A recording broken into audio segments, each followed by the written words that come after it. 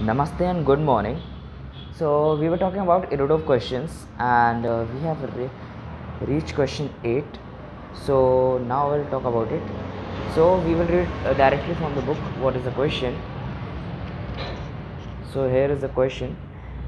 Two boats A and B move away from a boy accord at the middle of a river along the mutually perpendicular straight lines. आपको दिख रहा होगा the boat along the river and the boat be across the river. So जैसा कि आप देख सकते हैं, हमें सबसे पहले कंडीशन के हिसाब से एक रिवर बना लेते हैं. भाई क्या हो रहा है यहाँ पे, एक पॉइंट है मिडिल ऑफ द रिवर. अब यहाँ से साइमल्टेनियसली दो बोट्स परपेंडिकुलरली मूव कर रही हैं. एक बोट ऐसे मूव कर रही है, एक बोट ऐसे मूव कर रही है. अब यहाँ पे दिया है अक्रॉस द रिवर, जो कि स्ट्रीम की वेलोसिटी के अलॉन्ग है. अब यहाँ पे देखते हैं, हम कोई भी अब ले लेते हैं कि भाई boat A along the river, that means A and it is B. So the question is asking find the ratio of the times of the motion of boats T A and T B if the velocity of each boat with respect to water is 1.2 times the greater the stream velocity. So the question में given है कि जैसे कि velocity हम ले लेते हैं stream की v, तो जो बोट की स्पीड है v नॉट, वो ऑब्वियसली 1.2 v होगी. अब यहाँ पे पूछा है टी ए और टी बी का रेशियो, मतलब टाइम जो ए बोट ले रही है और टाइम जो टी बोट ले रही है एकदम सेम डिस्टेंस, मतलब डी यहाँ से जाने और वापस आने में, और वैसे ही बी भी जा रही है डी डिस्टेंस और वापस इसी पॉइंट पे आ रही है. तो कितना टाइम का रेशियो लगेगा. अब हम यहाँ पे बात करते हैं पहले बोट ए की. ए बोट जो है वो परपेंडिकुलरली मूव कर रही है. अब यहाँ मेन पॉइंट जो क्वेश्चन में दिया है वो है कि ड्रिफ्ट ज़ीरो है. ड्रिफ्ट ज़ीरो है मतलब जो कंपोनेंट है वो कंजर्व हो रहा होगा. अब यहाँ से हम जानते हैं कि भाई अगर हमें परपेंडिकुलर ही जाना है तो हमें ऑब्वियसली इसके लेफ़्ट साइड मूव करना पड़ेगा, जिस कारण इसका जो कंपोनेंट है स्ट्रीम वेलोसिटी का वो कैंसिल आउट हो जाएगा. तो ये हमारी वी नॉट है, क्योंकि हम इस साइड मूव कर रहे हैं, स्ट्रीम वेलोसिटी वी इस साइड है. तो भाई जो हमारी वेलोसिटी इन द फ्रंट मतलब परपेंडिकुलर ही होगी, वो डायरेक्टली हम उससे पाइथागोरस थ्योरम से निकाल सकते हैं. तो आ जाएगी V dash is equals to V not square minus we square. क्यों? क्योंकि अब हमने पाइथागोरस थ्योरम लगा दिया, ये होगा 90 डिग्री. अब यहाँ क्वेश्चन में क्या कह रहा है कि भाई हमें डी डिस्टेंस जाना है, वापस डी डिस्टेंस आना है. तो सीधे से हमारा जो टोटल टाइम है वो कुछ ऐसा हो जाएगा, T is equals to 2 times D upon whole root V not square minus we square. अब 2 क्यों? क्योंकि भाई जा रहा है आ रहा है, टाइम तो उतना ही लगेगा, और हमें परपेंडिकुलरली मूव कर रहे हैं, तो हमारे स्ट्रीम से तो कोई मतलब ही नहीं है कि स्ट्रीम की वेलोसिटी कैसे भी हो. तो हम डायरेक्टली इंटू 2 कर देंगे, जो कि सिंपल केस में एक सिंपल इक्वेशन ऑफ मोशन में हम यूज़ करते हैं कि 2 टाइम्स आने जाने में यूज़ करते हैं.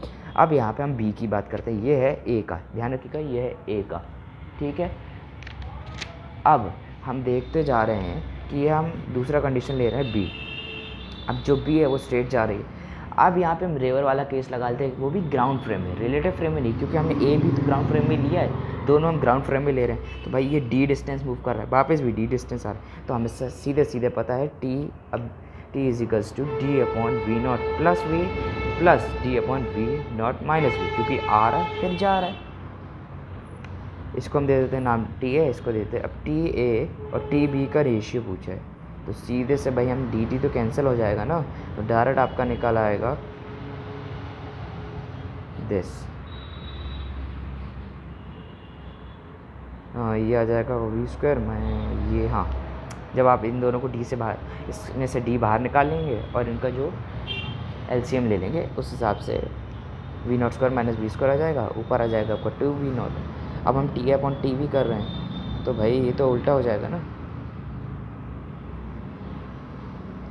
सीधी बात है, और इंटू 2 हो जाएगा. अब आप इसको सॉल्व करेंगे तो आएगा V not whole root V not square minus we square. अब इसको 1.2 को पुट कर दीजिए, तो आ जाएगा 1.2 upon 1.2 whole square minus 1 square. शायद से आपको दिख नहीं रहा, मैं थोड़ा सा ऊपर कर देता हूँ. भाई ये हमारा बन गया इक्वेशन. क्या था?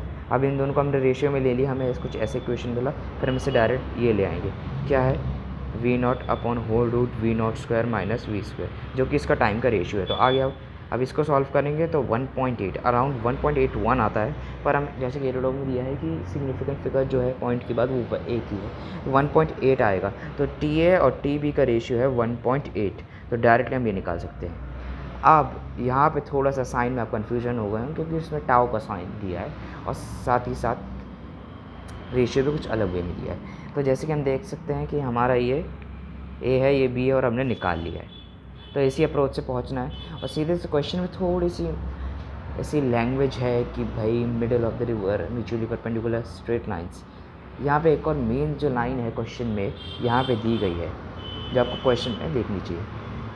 म्यूचुअली परपेंडिकुलर स्ट्रेट लाइंस, सीधे सीधे आपका मोशन बता रहा है। आपका ये प्रोजेक्टाइल, पैराबोला, एलिप्स कुछ भी हो सकता था, जो कि आगे आपको शायद से अभी मिलेंगे भी, शायद से अब 150 या 200 क्वेश्चंस के आसपास पहुँचेंगे, तो वहाँ पे ऐसे भी हैं कुछ। तो जैसे कि इसमें ये तो मेन वर्ड है म्यूचुअली परपेंडिकुलर स्ट्रेट लाइंस।